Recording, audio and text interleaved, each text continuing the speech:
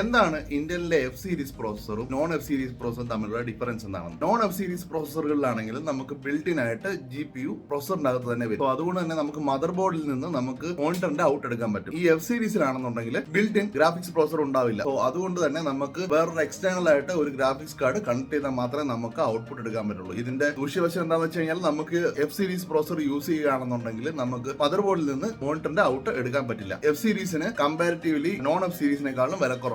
വിലക്കുറവ് നോക്കി പലരും കുറഞ്ഞ പ്രോസസർ എന്ന് പറഞ്ഞുള്ള രീതിയിൽ പോയി എഫ് സീരീസ് എടുത്ത് കണ്ടിട്ടുണ്ട് ഞാൻ. അതുകൊണ്ടാണ് ഞാൻ പറയുന്നത്, നിങ്ങൾക്ക് ജസ്റ്റ് മദർ ബോർഡിൽ നിന്ന് ജസ്റ്റ് ഔട്ട്പുട്ട് മാത്രം എടുക്കാനാണെന്നുണ്ടെങ്കിൽ നിങ്ങൾക്ക് ഒരു non F series processor use ചെയ്യാം. അതല്ല നിങ്ങൾക്ക് ഗ്രാഫിക്സ് കാർഡ് കണക്ട് ചെയ്യാൻ വേണ്ടിയിട്ടാണെന്നുണ്ടെങ്കിൽ എഫ് സീരീസ് പ്രോസസർ എടുക്കുകയാണെന്നുണ്ടെങ്കിൽ നിങ്ങൾക്ക് അത് ഒരു ബെനിഫിറ്റ് ആയിരിക്കും. കാരണം അതിന് ഇച്ചിരി വിലക്കുറവാണ്. നോൺ എഫ് സീരീസും എഫ് സീരീസും തമ്മിലുള്ള പെർഫോമൻസ് ഡിഫറൻസ് ഒന്നും തന്നെ ഇല്ല. ഇത് രണ്ടും സെയിം പ്രോസസർ തന്നെയാണ്. ഈ എഫ് സീരീസ് ഇന്ത്യയിൽ ലോഞ്ച് ചെയ്തിട്ടുള്ളത് 9th ജനറേഷൻ തൊട്ടാണ്.